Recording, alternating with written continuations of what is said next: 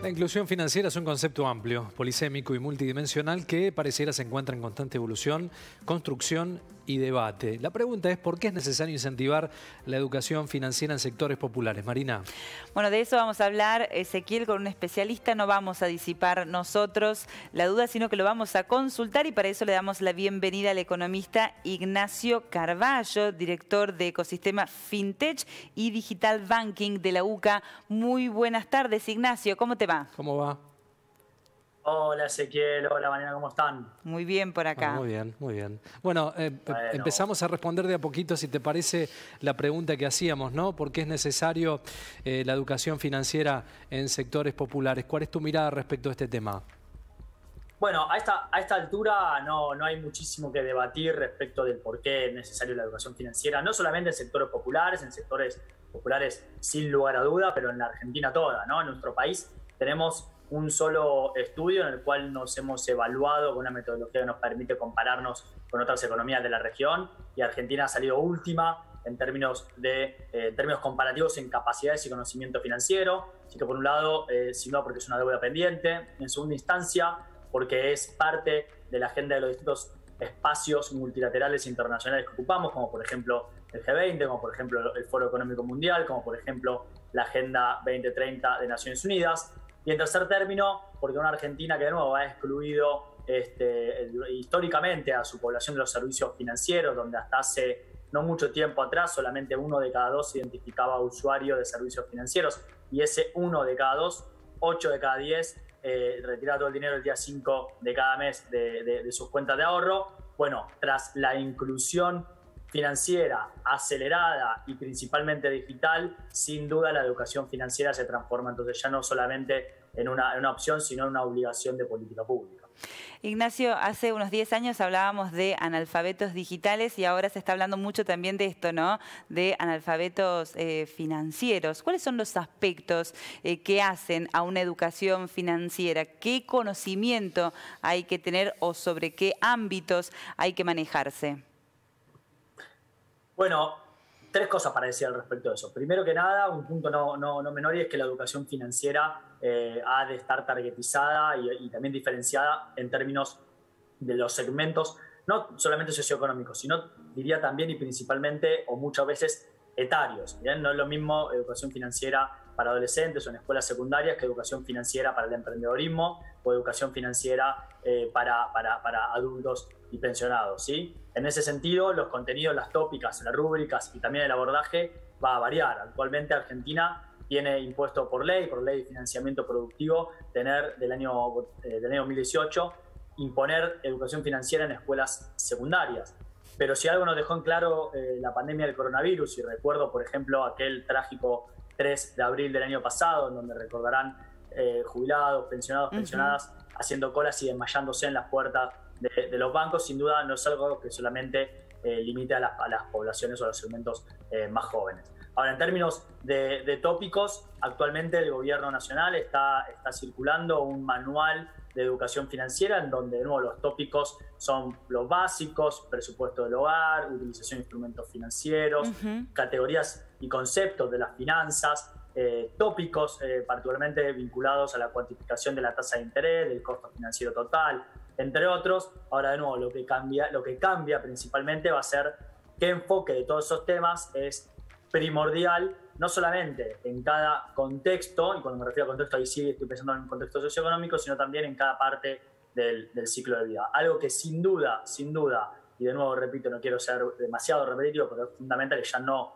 se puede seguir debatiendo, es la educación financiera digital. Si ya teníamos una deuda pendiente con educación financiera en general, bueno, ahora en medio de esta revolución fintech, la educación financiera digital se transforma de nuevo en una obligación. Y en ese sentido estamos hablando de que es el entendimiento de las herramientas financieras digitales que van desde el pago digital más tradicional con tarjeta de débito, pero también debemos prepararnos en términos de pagos con billeteras virtuales, pagos con criptomonedas, administración y uso, por supuesto, de servicios no solamente financieros de ahorro y de transferencia, sino también de inversión, y poder entonces en un contexto inflacionario paliar más este flagelo de liquidez de nuestro poder adquisitivo que ya hace tantos años sufrimos. Y bueno, para terminar, entonces sí, me parece muy importante destacar el hecho de que no es algo que se pueda hacer de la noche a la mañana y es una construcción que ha de ser de mediano plazo y sostenida como una política de Estado. Ignacio, me quedo con un dato respecto a la brecha financiera que genera dos desigualdades. Hay uno que tiene que ver con la excesiva situación de exclusión, ¿no? Continua y que no modifica. Estas brechas y la posibilidad de cambiar y modificar y esta posibilidad de educar van a revertir en un plazo, me imagino, no tan corto, estas grandes desigualdades que existen en el país, ¿no? En realidad, de nuevo, no existe evidencia empírica de que existe una relación 1 a 1 entre desigualdad socioeconómica, entre otro tipo de variables de lo que definimos como la pobreza multidimensional y particularmente la educación financiera. Lo que existen son muchos y una vasta literatura de causales teóricos de que esto complementa, ¿bien? De que esto complementa. Por distintos motivos, como les decía antes, por una instancia porque se ha ingresado en la agenda de política internacional hace relativamente no tanto. Entonces, evaluaciones de impacto fehacientes toman muchos años de políticas consistentes. Pero de nuevo, en segundo término, porque se transforma de nuevo en una herramienta más en la lucha contra la desigualdad, una herramienta más en la lucha contra la pobreza, pero no es la única, ¿sí? Algunos autores llaman hoy en día a los servicios financieros un derecho de lo que se define como un derecho de cuarta generación. ¿Bien? Ya no se puede concebir una vida dentro de lo que definimos como economía moderna sin tener algún tipo de uso en las finanzas. Y hay que recordar muy bien esto, cuando los agentes, los hogares, no están siendo servidos por servicios o instituciones financieras tradicionales, no quiere decir que no estén teniendo una vida financiera, no quiere decir que no estén ahorrando, que no se estén financiando, que no estén realizando remesas o pagos y que por supuesto no se estén asegurando. El tema es que cuando no están las finanzas tradicionales o reguladas o formales, es cuando aparecen lo que muchas veces se llama en la literatura finanzas informales, que sabemos que son mucho más ineficientes, mucho más caras, mucho más peligrosas en muchos sentidos y que al final del día, de nuevo, en vez de servir como un escalón para la salida de la pobreza, terminan poniéndole un techo o hasta un ancla reteniendo a las personas en ese círculo vicioso justamente que es la pobreza y la falta de capacidad de ahorro. Ahora sí, de nuevo, creo que adjudicarle a la educación financiera la bala de plata para reducir la pobreza o la desigualdad es mucho, al menos en tanto a los datos que manejamos hasta ahora, ¿no? Claro. Claro. Bueno, Ignacio, antes de que te vayas, no quiero dejarte salir sin consultarte algo que tiene que ver con la agenda del día. A lo mejor es probable todavía no te hayas metido en la información de lleno, pero estos programas, ¿no? La extensión de la hora 24 en la hora 30, ¿es conveniente utilizarlos? ¿Para qué tipo de compras? ¿No los recomendarías? ¿Cuál es la primera percepción? Sí, mi primera percepción es que cualquier programa de extensión de cuotas al consumo es un paliativo, no es una cura. Si es un paliativo, quiere decir que entonces existe un dolor, una enfermedad o algo a solucionar. Me parece, yo soy muy crítico, no porque no creo que sirvan, sino yo creo que los paliativos son buenos, por supuesto, pero yo soy muy crítico en ver paliativos trabajando de manera individual. Me parece que normalizar que una parte, un segmento de la sociedad tenga que tomarse 2 años y medio para poder cambiar el calefón o cambiar la heladera es sin duda normalizar un estadio que no tiene que ser normalizado, ¿no? Dicho eso, entonces, de nuevo, estos planes me parecen en cierto sentido que no apuntan al key de la cuestión, al eje de la problemática, que es justamente la falta de poder adquisitivo y de instrumentos y servicios financieros de mercado que puedan suplir de nuevo este esfuerzo que hace el sector público, pues un esfuerzo que hace a través de nuevo de fondos públicos. Dicho eso, y en segunda instancia también agregar que estos planes son distorsivos, que una economía que maneja plazos de financiamiento tan largos para consumo es algo distorsivo para los precios del mercado y también para el sector que tiene que venir a competir, entre comillas, proviendo o desarrollando, si se quiere, un mercado financiero con lo que son planes subsidiados.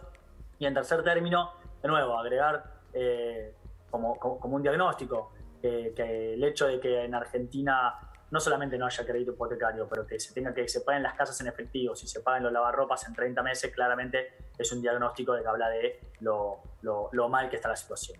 Ahora bien, Dicho eso, y como comentario para la audiencia, toda oportunidad que les aparezca para ir hacia planes subsidiados, por supuesto, para el bolsillo del hogar es una ayuda. Que haya un paliativo quiere decir que hay un diagnóstico previo, no quiere decir que esto sea la causa, sino simplemente que no va a ser la cura de la problemática, pero espero y esperaría que, de nuevo, si se ha hecho un diagnóstico eficiente y existen realmente segmentos de la sociedad que necesiten suavizar sus consumos a 30 meses para acceder a la industria blanca, para acceder a este tipo de bienes dentro de los planes ahora, entonces sin duda será de mucha ayuda. A mí, de nuevo, yo soy crítico por esto porque creo que todavía nos ataca el problema, los problemas de transmisión de información a través de los precios como se debería hacer, y es justamente lo que hace que se tengan que estar desarrollando este tipo de medidas. Claro. A nivel macroeconómico, entonces no me parece una buena medida. A nivel microeconómico, recomiendo que cualquier persona que pueda acceder y que tenga que cambiar el calefón, la heladera o la lavarropa, uno lo aproveche, y si lo puede pagar en 30 meses a cuotas fijas, sepa que muy probablemente esa cuota al año le va a pesar en su poder adquisitivo un 50%, casi un 50% menos producto de la Claro, inflación, ¿no? Esa era la consulta, ¿no? En términos y del lado del consumidor, si accedemos o no, si nos conviene o no acceder a este tipo de financiamiento. Y del lado del consumidor, sí, la ecuación no es demasiado intensa como para replanteársela, ¿no? Lamentablemente, de hecho, por eso me parece que es una recomendación que duele hacer, porque es muy certera al lado del consumidor. Mientras más largo pueda pagar y la tasa más baja, va a ser tu mejor negocio. De nuevo, en términos de política macroeconómica, que todos los argentinos y las argentinas nos acostumbremos a esto, indica normalizar de nuevo no solamente un sector que realmente está pasándola muy mal, más allá de que pueda acceder personas que tal vez lo podían comprar a 6 cuotas y aprovechan de esta situación, pero en segunda instancia me alarma de nuevo esta costumbre de política económica de ir hacia paliativos y de nuevo no hacia lo que sería la problemática, ¿sí? No debería existir un plan a 2 años y medio para comprar hoy en día lo que se denomina industria blanca, que estoy seguro, principalmente en las clases populares, es absolutamente fundamental contar con esto, ¿no? Un paliativo que ha encontrado Argentina en los últimos 15, 20 años y no atacar estrictamente la enfermedad de base. Se ha trabajado continuamente con estos planes hace muchísimos años, pero es interesante, Ignacio, tu mirada. Muchas gracias por el tiempo, como siempre. Gracias a ustedes. Gran abrazo, hasta cualquier Saludos. momento.